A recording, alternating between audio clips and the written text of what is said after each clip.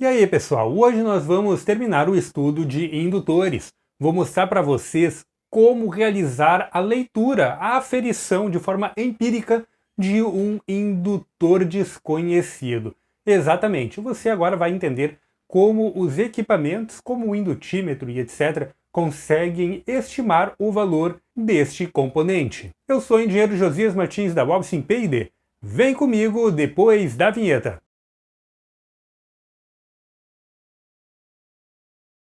Como nós vimos no nosso vídeo anterior, o indutor ele é como se fosse um capacitor, é um componente que armazena carga. Só que diferente do capacitor, que ele armazena a carga a partir daquele isolante que forma um campo, ele vai formar um campo magnético dentro dele.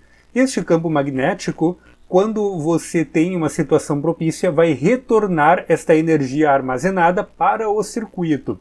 Então, ele pode ser utilizado em conjunto com o capacitor para estabilizar circuitos. E aí é que vem o pulo do gato.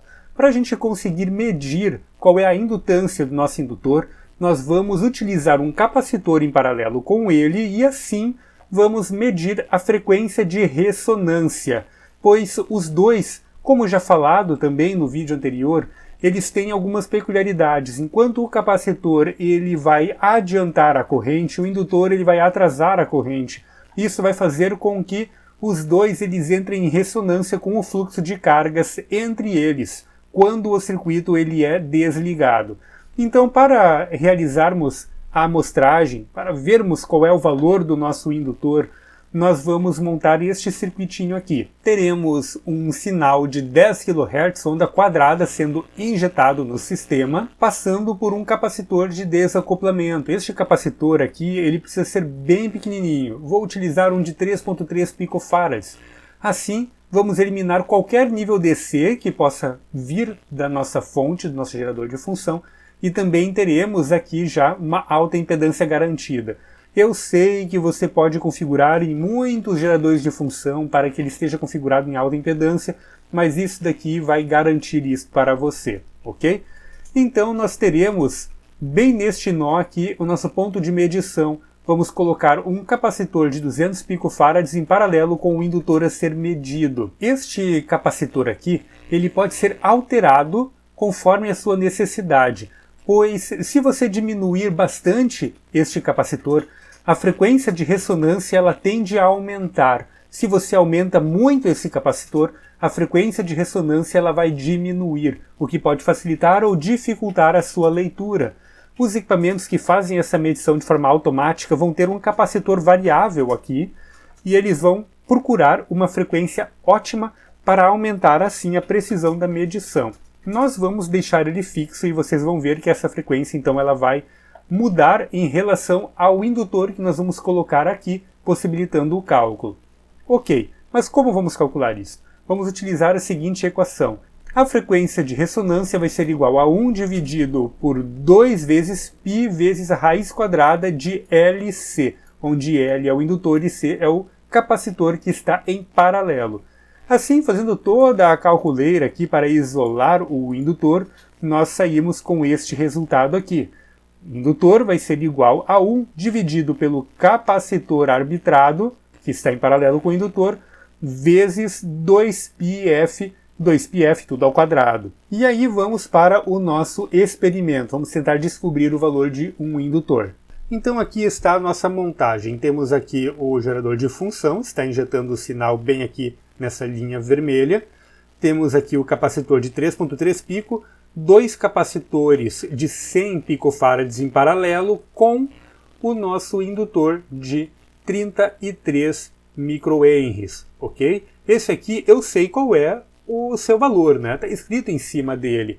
Depois nós vamos pegar aqui um outro indutor que não tem o nome escrito na sua carcaça, né? No seu encapsulamento, para que assim tentamos descobrir qual é o seu valor. Então, esses dois capacitores em paralelo vai somar, vai dar então 200 picofarads. 3.3, 200 pico, em paralelo 3.3 picofarads para desacoplamento E aqui temos então 200 picofarads em paralelo com o nosso indutor de 33 micro. Agora começamos dando uma olhada aqui na configuração do nosso gerador de função. Eu coloquei aqui uma frequência de 10 kHz, essa frequência pode ser 10, 15, 20, tanto faz, ok? O importante é nós termos a oscilação deste sinal de onda quadrada. Coloquei também uma tensão de 20 VPP, 20 volts pico a pico. Quanto maior essa tensão, mais fácil vai ser de você conseguir visualizar esta onda resultante da ressonância entre o capacitor e o indutor, sem offset duty cycle de 50%. Este gerador de função aqui, eu também consigo alterar qual é a resistência de saída. Basta eu vir aqui Utility e selecionar aqui, ó, Load. Aqui eu posso selecionar um valor, posso colocar aqui, escrever um valor, por exemplo, 50, 75 ohms, ou botar um valor escrito mesmo, 80 ohms, até 100 ohms ele aguenta, ou podemos colocar então alta impedância. Eu vou deixar em alta impedância, pois aí fica tudo mais tranquilo. Então vamos voltar para a tela principal aqui do canal 1, está tudo configurado, eu posso ligar então o canal 1, já temos o sinal. No osciloscópio então estamos aqui já vendo a nossa onda quadrada, que vem direto ali do gerador de função, ela está sendo capturada pela ponteira de número 2. É direto na saída do gerador. Enquanto a ponteira 1, ela está em cima do indutor, ou seja, entre o capacitor de desacoplamento e o indutor que está em paralelo com o capacitor de 200 pico. Agora vamos aumentando aqui a escala, pois eu quero pegar só a borda, de subida. E eu preciso também ajustar a escala aqui, ó, da ponteira 1, que é onde efetivamente está a nossa onda de ressonância. Vou trazer o trigger mais para a direita, pois eu quero pegar o começo disto, e eu acho que vai ser mais fácil botarmos o trigger na onda quadrada. Então eu vou alterar aqui, ó, o trigger para o canal 2. E aí está então o trigger no canal 2, e assim podemos ver aqui, o nosso sinal, nossa onda de ressonância proveniente do capacitor, da interação do capacitor com o indutor. Vamos utilizar os cursores, fazer um pause aqui, uma captura única, colocar no pico da primeira onda e no pico da segunda onda, e aí nós conseguimos obter a frequência de ressonância do capacitor com o indutor. Com este valor, então, vamos voltar aqui à nossa equação. E aqui está ela já prontinha para nós darmos uma olhada e entender o que está acontecendo. Primeiro, nós substituímos o capacitor, 200 vezes 10 a menos 12. 10 a menos 12 é o valor para a conversão de nano. Na sequência, nós temos, abre parênteses, 2π vezes 1,923 MHz vezes 10 na 6. 10 na 6 é mega. Tudo isso aqui ao quadrado. Como nós seguimos adiante, então? Temos aqui 200 vezes 10 a menos 12, esse cara que fica quietinho. Dentro do parênteses, 4 vezes π ao quadrado vezes 3,697 vezes 10 na 12. O que eu fiz aqui?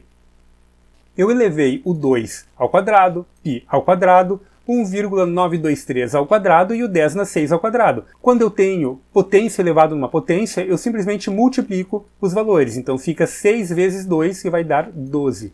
Agora basta multiplicar todo mundo. Multiplico 4 pelo π ao quadrado pelo 3,697 e tenho 145,95. 10 na menos 12 vezes 10 na 12, como vocês já sabem, simplesmente nós somamos, Quando temos multiplicação de potências, nós somamos, potência de mesma base. Então, 10 na menos 12 mais 10 na 12, simplesmente um vai embora com o outro, fica 1 no lugar. E aí temos 200 vezes 145,95, que vai dar 29.190. 1 dividido por 29.190 vai dar os 34 microhenries. Como podemos ver, então, confirmando, o nosso indutor tem 33 microhenries. Conseguimos chegar bem perto com 34 microhenries calculado. Agora vamos trocar este cara. Vou tirar ele aqui e vou colocar este azulzinho aqui. Eu sei qual é o seu valor, né? Afinal de contas eu comprei esse indutor, mas ele não tem nada escrito. Se vocês olharem, tem outra peça dele, olha só, não tem nada escrito neste cara. Então é uma incógnita. Precisamos ver qual é o valor dele. No restante, configuração, gerador de função, tudo fica igual. Voltando agora aqui para o osciloscópio, vou liberar ele. Olha só, já travou bonitinho aqui e está o nosso novo sinal. Vamos pausar e utilizar de novo os cursores. Coloco um no pico da primeira onda e o outro no pico da segunda onda.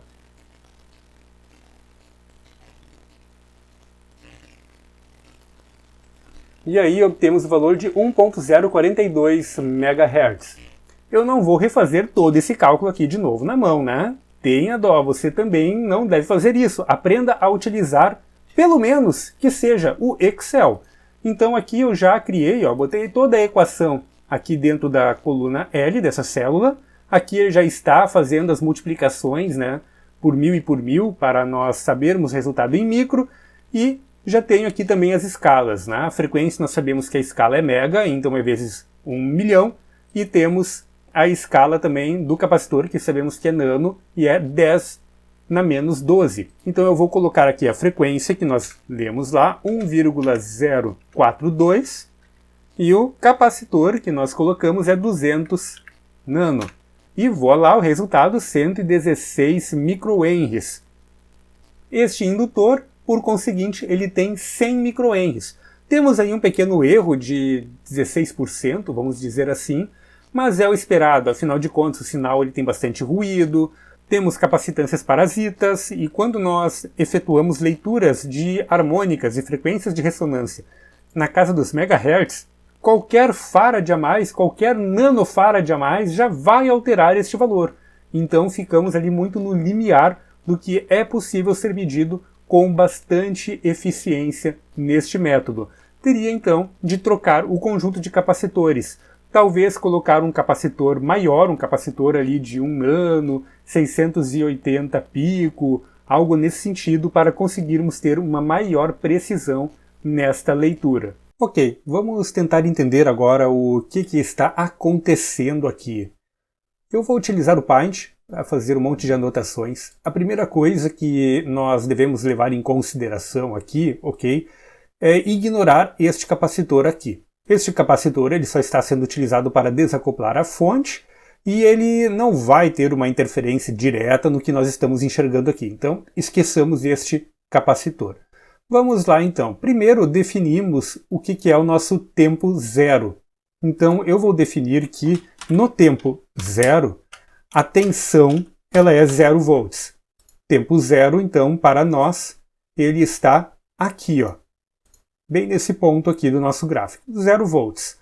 Quando nós temos 0 volts, nós vamos ter 0 volts nestes nós, né, que é compartilhado, na realidade é um único nó entre capacitor e indutor. No tempo zero, em 0 volts, o capacitor ele é um curto-circuito, pois ele está descarregado, e o indutor ele é um circuito aberto, também está descarregado. Agora, o que vai acontecer? Estamos andando aqui, ó, no tempo e chega a comutação. Comutou aqui para nível lógico alto. O que vai acontecer na comutação? Bom, quando ocorre essa comutação, nós vamos ter 20 volts aqui e o capacitor vai começar a se carregar. Conforme o capacitor se carrega, nós temos esta subida aqui e chega neste pico, né? Na nossa ponteira número 1, que é a amarela. Quando o capacitor ele está totalmente carregado, o que vai acontecer é que ele abre.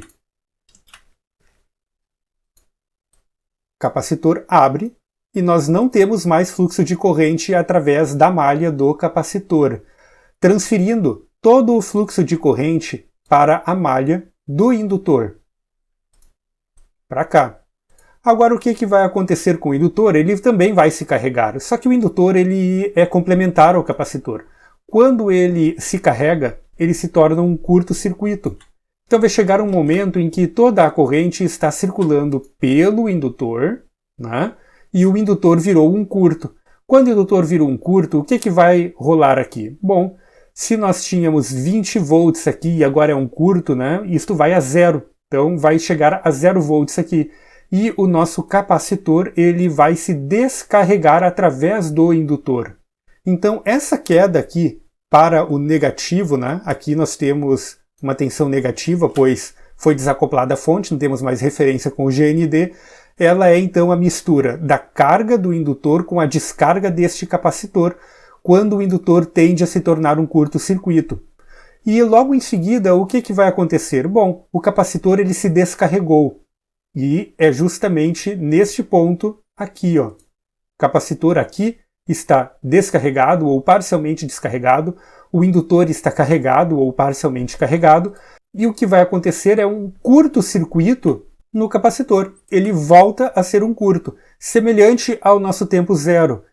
E aí o que vai rolar, então, é que nós vamos ter, de novo, corrente circulando pela malha do capacitor. O indutor ele vai dar uma pequena descarregada também através do capacitor. Então nós temos fluxo de corrente do indutor para a malha do capacitor e ele vai começar a se descarregar aqui até que nós temos de novo o mesmo quadro. Olha só, o capacitor então ele se carregou, chegou no determinado pico, bem aqui, e o que vai acontecer? Novamente o capacitor abre, atinge uma determinada resistência, né? E temos fluxo de corrente através do indutor de novo, repetindo o ciclo anterior. O indutor ele é um curto-circuito, né? Pois ele descarregou, e aí o que nós temos? Mais uma vez todo este processo. Olha só. Carregou o indutor, descarregou o capacitor através do indutor, chegamos num novo vale. Chegamos aqui. E aí isso vai ficar se repetindo.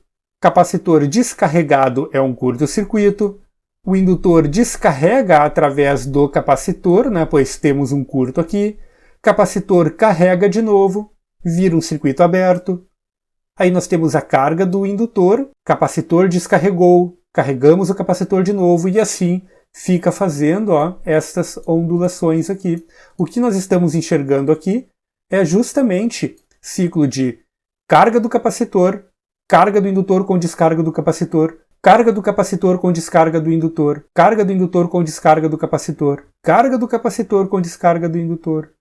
E assim ele vai indo, né? Transferindo as cargas entre os dois componentes. Mas, Josias, por que acontece isto? Vocês podem observar, né, que realmente nós temos a redução da amplitude desta onda. Bom, isso acontece porque nenhum dos dois, a partir do segundo ciclo, consegue se carregar e descarregar completamente. Assim vai chegar num ponto de equilíbrio, em que os dois estarão parcialmente carregados, com uma determinada impedância intrínseca, e aí o circuito ele estabiliza. E agora você consegue entender o que está acontecendo aqui, para que nós tenhamos esta ondinha aqui, né? Esta harmônica acontecendo. É justamente carga e descarga entre os dois componentes que são complementares. Capacitor ele é um curto quando nós temos 0 volts, o indutor é um circuito aberto quando nós temos 0 volts, enquanto quando carregado o indutor é um curto-circuito e o capacitor é um circuito aberto.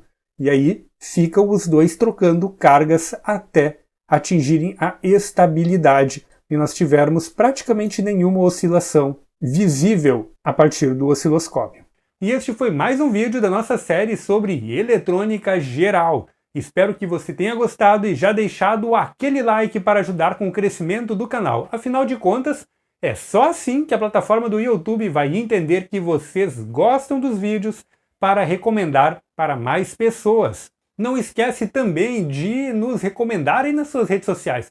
Compartilhe os nossos vídeos, fala sobre o trabalho que é feito aqui no canal de divulgação científica e ensino de eletrônica e programação. Certamente você conhece muitas pessoas que gostam dessa temática e ainda não conhecem o canal. Dúvidas, críticas, sugestões de tema, tudo aí embaixo nos comentários do YouTube. Não esquece também de nos seguir nas redes sociais, todos os links estão na descrição do vídeo. Você também pode assinar a nossa lista de distribuição lá no Telegram. É uma lista de via única, vocês não vão ficar ali recebendo um monte de spam não, ok? Apenas vou mandar os vídeos que estão sendo entregues no YouTube para que você não perca nenhum vídeo. E também, obviamente, fique por dentro de promoções antes de todo mundo aqui dos nossos cursos Hotmart. É isso aí, vejo vocês no nosso próximo vídeo.